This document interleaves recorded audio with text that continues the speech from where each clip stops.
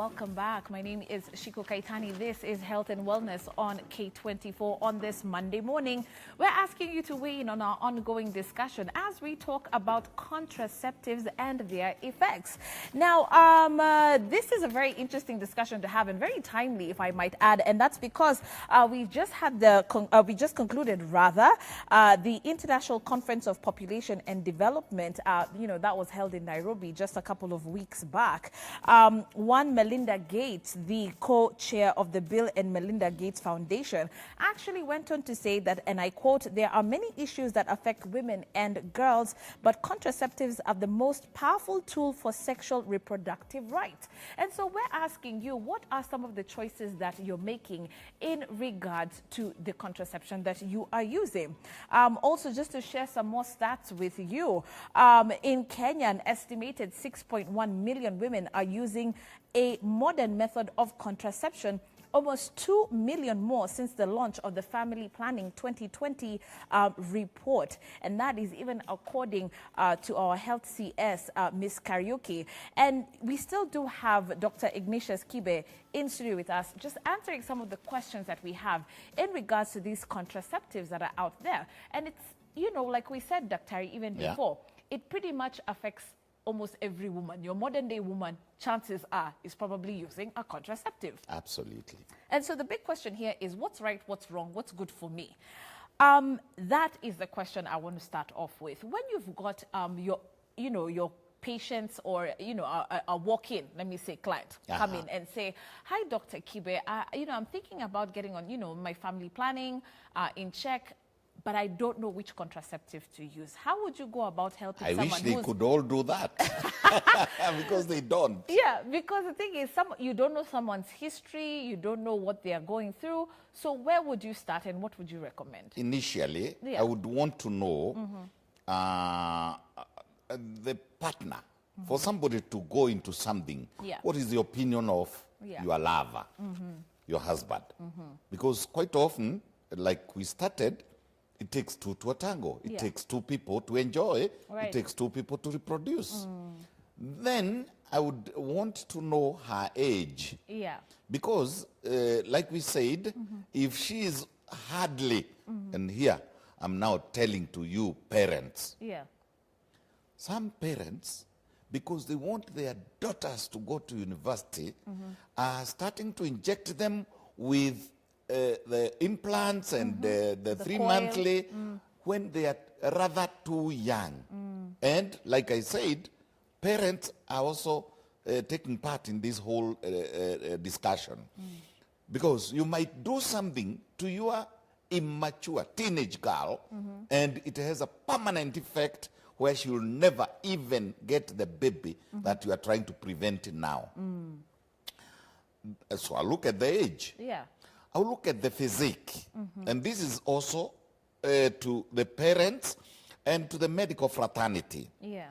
Some family planning methods like the IUCD, the intrauterine devices, like the coil, like the copper T, have sizes. But our suppliers do not take cognizance of the size. I mean, a bulky 70 and above woman cannot receive or get the same, even condoms. They have sizes. Right. One time the government of Kenya brought in seed condoms from a country in China and a county in China, and they were too small. So everything has a size. So I want to, and they used to burst left, right, center, and they had to be thrown away. Similarly, we get some suppliers fixing such a small size. And therefore, obviously, it's not effective. It then either disappears because the lady is big. Yeah. It disappears in the uterus. The uterus is a huge bag. Yeah. So I'll look at her size. I'll look at her physique. Yeah. I'll even sometimes, if I think she has a problem, I'll even want to know the size of her uterus. Okay. Okay. So forgive me anyway for asking, because this is like a layman's question. Yes, it is. If I ask, of course, and say, well, I hear that, perhaps getting one of the the ones that are installed makes me add weight. I hear a lot of these hormonal things cause, too many physical alterations. Changes, yes. And I'm terrified of that. Would you then say, okay, fine, why don't you go for this? Yeah, which is perhaps the coil, We proceed. Yeah. The coil, ordinary coil, the one without, there's some coils that have been impregnated with hormones again. Okay. But the ordinary plastic coil, that has very few side effects. Okay. Because it's not going into the to the systems. It's not systemic. It's not going to the uterus and to the ovaries. An ordinary coil. Okay. It's just like a CD. Yeah. I'll look at her other medical conditions. Okay. I'll check her blood pressure because some of these contraception methods will increase blood pressure. Okay. I'll look at her status of diabetics. Right. So if somebody has diabetes and has what we call peripheral vascular complications born out of that medical condition, microangiopathies, the bigger and the smaller blood vessels opening and refusing to open, or some becoming clogged. That is a medical condition. So I'll check all her medical conditions. Or I'll even ask her, do you suffer from this and that and the other? Some women have problems with repeated diseases like discharges. And those are not fit for something like an IUCD. Right. So I'll ask her several questions. Okay. Don't allow the hairdo shops to be the doctors to fix contraceptives. Okay. We also do have like an image up on your screen there with different contraception methods. And you can see there are quite a number of them. But I like what Daktari is saying is that you must ask those hard questions before anyone is prescribing which contraceptive to use. So you can see there's the condom, female condom, the oral contraception there, hormonal ring is even there. There are some, I can see there even in terms of using the rhythm method. Even in terms of the rhythm method, we'll talk about that in just a few. But I understand we've got Marcel from Runda on the line. Let's take him and then get back and even talk about something like that rhythm. Yeah, sure. Okay. Yes, Marcel, good morning. Good morning, Chico. Yes, hi, Karibu. Welcome. Thank you. You look good, by the way, as usual. Thanks. As usual. Thank you, Marcel. Good morning, Daktari. Good morning, Marshall. How are you? I'm fine. Hope you're well. Shoot. My comment on this topic today is these pills, they cause a lot of nausea. They can lead to sore breath or spotting during periods. And they can also lead to thrombosis. But I had a question. There was this woman who was usually using them, and she was complaining about stomach aches.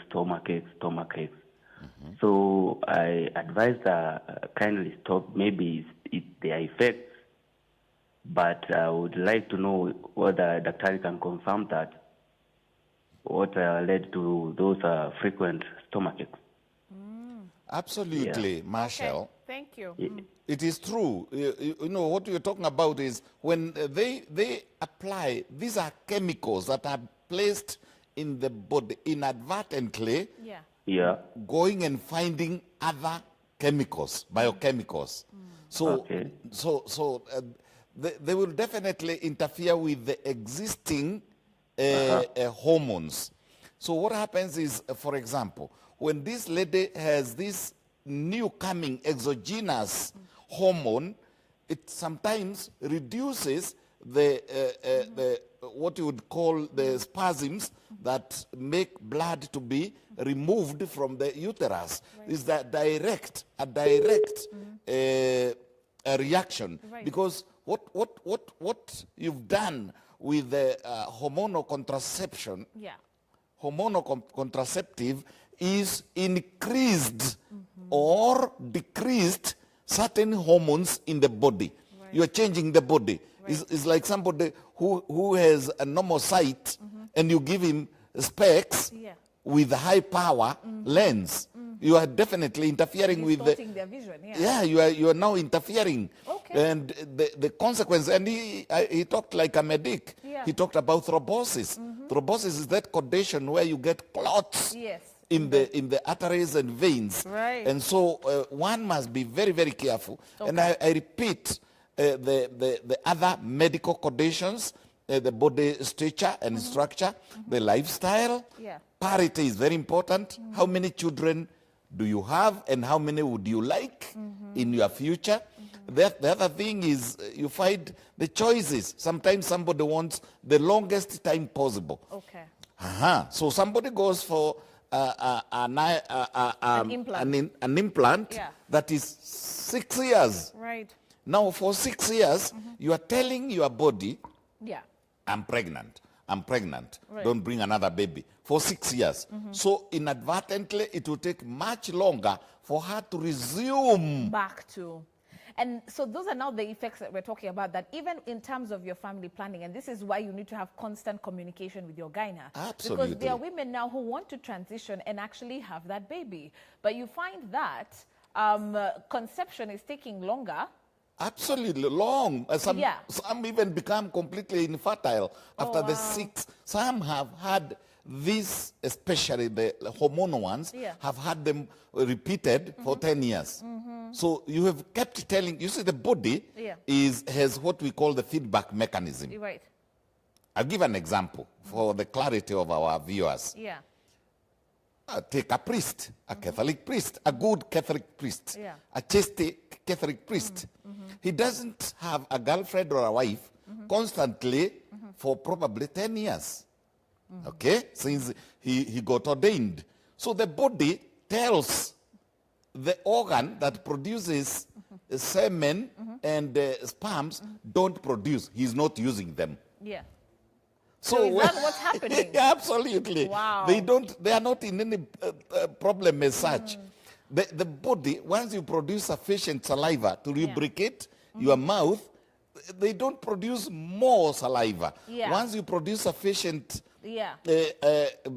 tears, it doesn't produce more tears. So when now you bring in tears that are not natural, and you are putting these artificial tears into the eye, you are interfering with the glands that produces tears.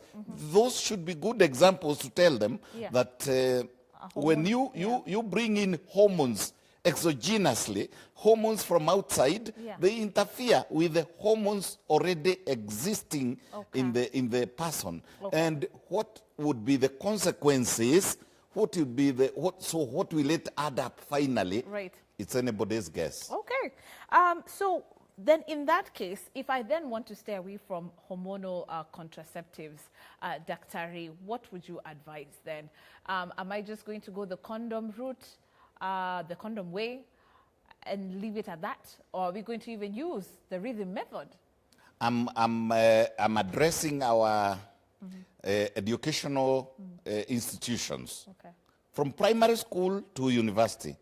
I'm insisting, and we have said it for many years, that reproductive health should be part of any syllabus, any time, so that the woman knows herself, the man knows himself. It shouldn't be hearing it in the streets. It should be, she knows, like I've said, and I'm repeating it, and I'm stressing it. A woman can become pregnant only for 1 day after ovulation. That means if you are able to count your days properly, and that is why God, Sasa, now Shiko, even a cow, when the cow comes on the heat, you can't go giving it seed 3 days after the heat. It will be useless. It will be useless. Right. So the human being is so cycled that it starts day 1, which is the day of the first drop of blood. Okay. The oocyte, the egg starts developing, and it will take anywhere from 12 to 14 days. Okay. And around that time, there will be ovulation. Right. Before ovulation, whatever amount of intercourse somebody would do will not make her pregnant. So she should know And the body also sends the signals. Okay. Sometimes a rise in blood, in blood pressure, in temperature, sometimes mood swings. Some women become very rough that day when they are ovulating. Some women will even feel it, you know, they feel a sharp pain. That is when that process of ovulation is taking place. Okay. And thereafter, it is exactly 24 hours of risky. Okay. Okay. Then you can go back to your sexual activities. Okay. So that is the rhythm method that you're talking about. The other one, which is number 2, is the physical IUCD, plain one, without any chemicals, you know, a plain plastic spiral called the coil. That it doesn't go to the brain, it doesn't go to the uterus, it doesn't go to the ovaries. It is just there. If you have the right one, if a lady gets the right one, she's safe. The only side effect is if she is the type that gets gonorrhea today, chlamydia tomorrow, if her husband is not faithful, if she's also hygiene is not good. This thing is a physical coil, and it is touching the sides of the uterus. So hygiene is of the utmost importance. Hygiene is very important. Okay, we've gotten a question in regards to male contraceptives. And where are we on this, number one? I told you. Yes, and what's going to happen going forward? The research is being done by men, so they'll delay it. Okay, so your thoughts on that? I think it's a good, it's a good thing. It's a good development. It's also good to be gender sensitive, and the man should also take responsibility. Right. This is a pill, so to call it, and it is also being researched into an injection, a long-term injection, which reduces the fertility of the man, not reducing the vitality and or just to be clear, it is not killing the vitality. It is not killing the vitality. It's not stopping him from, it's not reducing his prowess in bed, no. But it's going to reduce the total number of active sperms. You see, in sperms in a man, we look at very many things, the anatomy, morphology, the shape, the size, the tail, the length of the tail. We look at the maturation of the sperm cell. We look at very many things. We look at the quality of that whole thing, and the volume also. So if we reduced the volume, the total number, the concentration per ml of sperms, we reduce it to below 20. Or we reduce their vitality, the speed. Then the man is there, he's doing his thing, but it's not impregnating the woman. So it is possible, it has been studied. Many men have refused to use it, of course, for obvious reasons. But in some of these countries, like in US, they are ready and willing. In Kenya, there was resistance. But I know there is a push to have that product registered in this country. Right. And because of course the perception out there is that it's going to do, there's no man who's willing to risk. They will not, even the ordinary ones.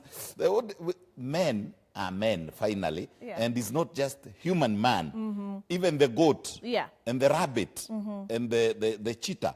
Man is man with his territorial and his chauvinistic approaches. So even a man, he's given a CD. Many men, at some point, remove it in the action. Because men are men, and they want to take control of the situation. So that's why it's delaying. I hope it's not going to delay forever. I support it. Okay. So you've talked a little bit about sensitizing people on, by the way, when it comes to reproductive health. And even you said starting from primary going all the way up. Absolutely. You've talked about even how parents should then address this with their children. Absolutely. Of course, there are those who would say, why are you even giving them the tools to make that choice? It should just be abstain, abstain, abstain, abstain going forward. And tell them this hii ni maneno for over 18s. No, it is not natural. You see, the way the body is made, the way the human mind and the human, development is made, there's nothing you are going to do. Yeah. In fact, it would be abnormal to tell an 18-year-old girl, that she should never love a man. Yeah. It would be abnormal to tell a man around 17 to 20 that a woman is a bad creature. Right. No, it is there. It is in the testosterone. It's also not possible to tell a goat, a he-goat,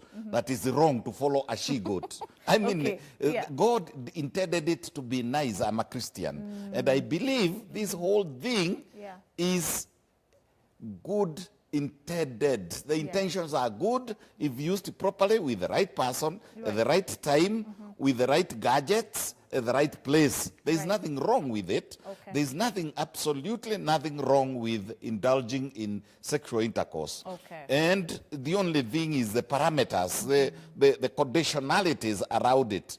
And I'm telling somebody, abstain until you are 40 is wrong. And again, the urge is coming from the brain, like we said. And I keep on saying to people, a man has only one stage. Yeah. He wants it here and now. Okay. In the car, some of them in the office, some of them on the sofa set, some on the floor. Girls, on the other hand, they were made such that the hormones flow with a certain graduality. Right. The stages, there are 4 stages, and the 5th stage is the one where now she has to also sleep because the man has already gone into, the man finishes earlier and he goes to sleep. She has to go through those stages, and she's not even controlling them.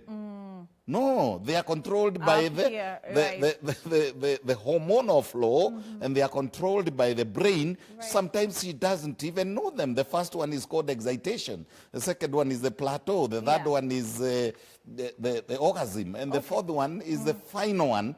And they go in certain stages. Okay. And she has no control over them. Yeah, once they start. Okay, so even as we're winding down, Daktari, there are those who are already on those contraceptives and probably even watching right now have that implant, they have what have you, the different types. Your advice to them, if you're currently on it, how long should I at least even be having one if I have the implant, for example? And your advice going forward, just give us those perimeters that, where to be careful, what's safe. Absolutely. Very quickly as we're winding down. I will. Yeah. Now, one thing is some women place the coil and forget it. Yeah. And sometimes when they are 60, they remember, at one stage I had it, and we take her to theater. I want to also say that I'm not doing a wholesale condemnation of contraception. No. I'm saying, I'm repeatedly telling my audience to select the right one, keep it for the right time, check the age, check the size, check your lifestyle, be neat and clean and hygienic. Discuss this. This is another problem. Yeah. Many women want it to be a secret from the husband or the lover. It is wrong. Because some husbands, some lovers want a baby at a certain stage or start feeling there is a change. Because of this contraceptive, she's getting drier. And there are medications, by the way. Yeah. We have medications. We have creams. We have tablets. We have even powders that we can lubricate. We can use to lubricate without causing any side effects. Right. So it's very important for this to be a dual responsibility. A dual responsibility. Let the husband get involved. Yeah. Let the lover get involved. Yeah. Don't keep it a secret unto yourself. The other one is, you asked about time. Yeah. All these methods have expiry dates. Even CDs, condoms have expiry dates. Right. The oral contraceptives have expiry dates. Yeah. And there are certain methods of using them. You see, the problem is in the anxiety, you find some women, they already have a coil. Yeah. Or they already have an implant. But they still continue to take a pill. Yeah. You know, that is wrong because you are overdosing on the progestins. You are overdosing on the levonorgestrels. Right. So in this anxiety, please let us be within our norms. And that's why we are recommending a discussion of 3. 1, the lady. 2, her lover or husband. 3, a good, caring gynecologist, or even a pharmacist, or even a physician who has time, sufficient time to consult about it. I'm not scaring anybody. Let contraception be used. But by the way, it's not old. It's not even 70 years old. The whole process of contraceptives. So people should take the contraceptives with caution. All right, Dr. Let's leave it there because, of course, we can continue. There's so much to cover as far as this conversation. In fact, I wanted to talk about side effects, more side effects. But we've no time. We'll invite you back. Why not? Why not? But there you have it. Dr. Ignatius Kibe talking to us a little bit about the effects of those hormonal contraceptives. And ladies, what we're saying is that it's not just about you. It's for you and your partner to actually be proactive about your choices today. And so with that, we hope that you have learned something today. And of course, going forward, you will be having a little bit more of those conversations, deeper conversations, that is, with your health professional. All right, I've learned so much. Especially about, the coitus interruptus. Hapo kuna vitu mbili tatu tumejua. If there's one thing you know with Dr. Kibe is that he holds nothing back any single time he's there. So many thanks, Daktari. Thank you very much. Thank you so much. Of course, that's where we draw the curtains as far as the K24 this morning is concerned. We are out. The Daily Brief is up next. Continuous coverage, of course, on the rescue efforts in West Pokot and other breaking stories across the country. We'll be back tomorrow bright and early right here. Have a great day. God bless. Bye-bye. Bye-bye.